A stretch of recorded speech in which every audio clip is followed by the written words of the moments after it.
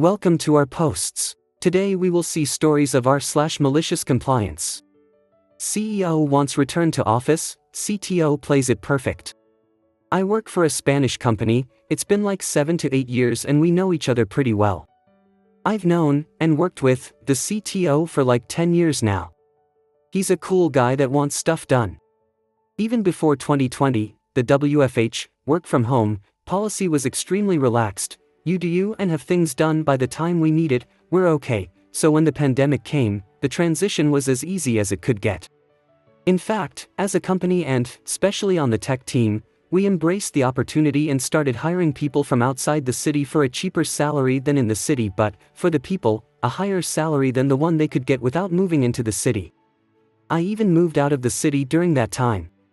Since CTO didn't want to be a sales guy, the company hired a CEO in 2021, an Englishman that came highly recommended and was stationed in his rural house in the English countryside. Looked like a cool, relaxed guy for a while. Once the pandemic ended, he started pushing rather heavily for a return to office, RTO, for everyone. He made polls, lengthy emails to everyone about how this fostered relationships and whatnot. He got really pushy, even complaining to CTO about it. So every time he came to Spain, people that lived around the city would go to the office just to be there, so CEO was happy. And then, one time, CTO decided that he had enough about the whole RTO mandate and CEO complaining. So, on a random meeting of the tech team, CTO said, "Okay, next Tuesday, I want everyone on the office. If you live far away, book a train, drive, whatever you have to do, I'll pay, but be here." And so we did. That Tuesday every single one of the tech team, including people that took a 2 or 3 hour trip to get there, was in the office. Guess who wasn't there? Yeah, the CEO.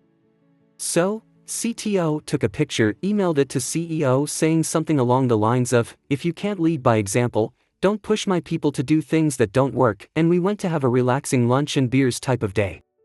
Aftermath, RTO mandate never came to fruition, CEO was out of the company a year later. We closed the office since everyone works 100% of the time from home, and, to his dismay, CTO is now CTO and acting CEO and things are going smoothly.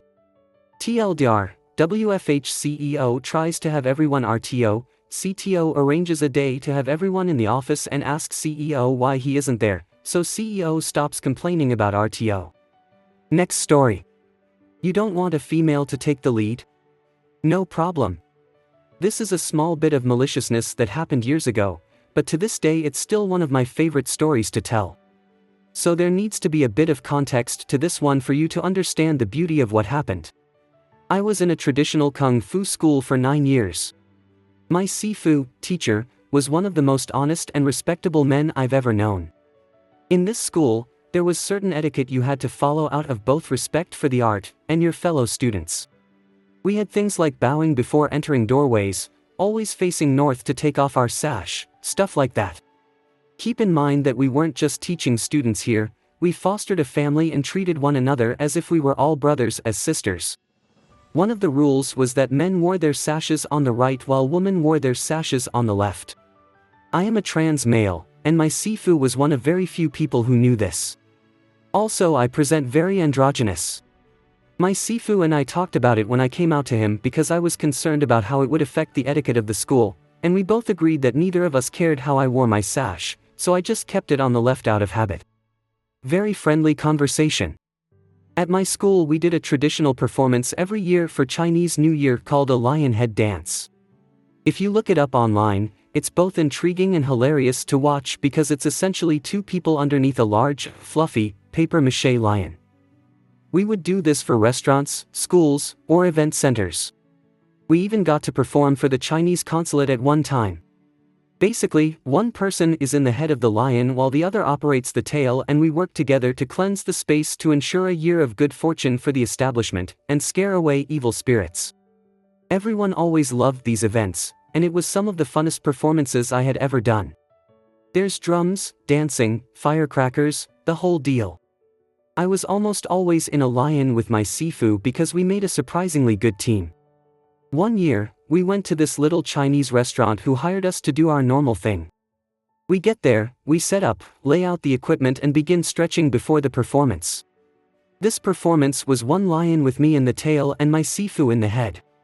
As we're talking and getting ready, suddenly the owner of the establishment walks over to my Sifu and I with the most disappointed look on his face. My Sifu asks if everything is alright, and this guy just started in on my Sifu through gritted teeth. He originally asked why I was standing there, and my Sifu, while confused, said that I was his tail for tonight. The owner said that this was highly disrespectful because a woman shouldn't be in the performance, and should never be in the lion. My Sifu, with a now deadpan look on his face, chuckled and basically said, we don't live in the days of Chinese dynasties anymore, sir. This is my student, I am their teacher, and they are more than welcome to perform and represent my school. The owner kept on going off about how it's disrespectful to the culture, and how I shouldn't even be in the show because I was a female. My Sifu looked back at me, looked at the owner, got a cheeky little grin on his face and said, no problem. He turned to me, grabbed my sash, twisted it to my right side, bowed and addressed me as Didi, meaning younger brother. Before turning back to the owner. He had the most shocked and appalled look on his face and it took me everything I had not to just bust up laughing. The owner huffed, told us to just do the show, and stormed off. And just as a little cherry on the top of this interaction, I went to get into the tail and my Sifu stopped me, motioning for me to get into the head of the lion. So I got to lead the show that night, and the owner just had to sit back and deal with the fact that he didn't get his way by throwing a sexist fit. The year after, we got hired by the same restaurant, and my Sifu, instead of rejecting it, made absolutely sure that the performance that night was all female students. The owner didn't say a word. Next story. You are not to take the company phone and hardware wherever you go. Sure, okay. End up spending $6,000 to get those to me in an emergency. TLDR, some IT manager was rude and pissed off about me taking company phone along with me on hikes, trails, and camping and was a total butt about it. Followed her demands to the letter, got her demoted, she quit and new policy was put in place. Previous job, worked in a company that was regulated by multiple powerful government agencies. When they ask for something, they want it pronto, and if the delay was too long, they'd rather have us shut down business rather than wait for data, information, or prototypes. I was given a company phone that I had to take everywhere with me. Rotating on-call periods, but I'm expected to be available if crap hits the fan. The phone was a special kind of a phone from a fruit company, based in California. It wasn't a US-based model, it had 2 different networks and with some extra tech in it, could jump on whichever was stronger, and maybe even use both at the same time. I'm not sure, but it was good. Needless to say, it should have been pretty expensive. Now, I love nature. I can and have gone camping, oftentimes in remote places, and gone a few days without seeing another human. 18 months into the job, there was a new schedule where I got 3 days of being on call and expected to work a regular 8-hour day, having to live within 20 minutes of work, and then 4 days of being off. This worked pretty amazing for me. As soon as next on-call team doing and maintaining the same work from our department got on, I'd be off, on a plane to get another national park under my belt or some remote state parks, or whatever I had my sight on. I thought it'd be helpful to carry the company phone I was given, along with me, in case I was needed. In the year and a half, I was never contacted when not being on call, as we had a strong culture of communications and the teams knew what they had to know in order to troubleshoot. But, nevertheless I took the company phone along with me. During the trip, the screen got damaged. Not so much that the phone was inoperable, but definitely difficult to use. Got back, went through the forms and got IT to repair or give me another one. Some manager high up in IT went off and was going on and on and on, about how expensive those devices were, how difficult it was to configure them and how much harder it was to get them in US and all other BS. Then she told me, I am not to take the company phone and hardware along with me wherever I go, it is supposed to go between my residence and the office and nowhere else. And she was pretty derogatory about it, even throwing a few large chunks of racism in between. I shot off an email later, keeping my manager in the loop and the department head, about confirming what she said. Q, my malicious compliance. A few weeks later, I took my PTO. PTO policy was pretty good and thus I took off for 3 weeks, and still had over 3 weeks remaining. I did not take any of the company hardware along with me, as per what was stated by some manager who was somewhere in the org chart in IT, and decently high up. All hands on deck situation arose. My manager was pissed at me not being able to answer the company phone. Wasn't like I was in the woods, at my very dear cousin who just had twins and a very difficult delivery. I took care of my cousin while her husband looked after the kids. Manager had to get me on my own phone, and she had to go through some of my work friends for my personal phone, since I was pretty good at not giving out my personal contact info to people at work. Manager, why aren't you answering the company phone? Me, I'm not at home. Don't have my company phone with me. Manager, never mind, get back online immediately, we have an all hands on deck situation. Me, sorry, I do not have any of the company hardware with me. Manager, being mouthy, why, a bunch of expletives. Me, this manager in IT, said I wasn't to take company hardware along with me wherever I go. Manager, what? When did that happen? Me, I sent an email, stating what she said and kept you and X, our department head, in CC. Manager, goes through her email, finds it and a bunch of more expletives, you need to come back immediately. Me, sorry, no can do. My cousin's still pretty much half dead with a very difficult twin pregnancy. I'm taking care of her, and I was pretty clear about it before going on PTO, I wouldn't be able to come back. Manager, cuts off call, calls me back in 30. Manager, do you have anyone who has keys to your apartment? Me, yes. Manager, give me their contact. I'm going to get the computer and a screen, and UVW, other hardware, shipped to you before night and you can get back. We have a serious situation. Me, can I get more PTO then to compensate for this intrusion? Me knowing, I have the slightly upper hand and striking when the metal's hot. Manager, sure, I'll send an email, approving this. By 8 p.m., I get my company phone, computer and other hardware shipped to me. I also get 2 emails. One email approving the extended PTO, for this intrusion. Second email from my department head X, stating that the original company policy is still in effect, in fact a new policy has been put in place, for some employees to have their company hardware with them, even on PTO. Anything else said by anyone else was to be disregarded. And cherry on top, that IT manager was in CC.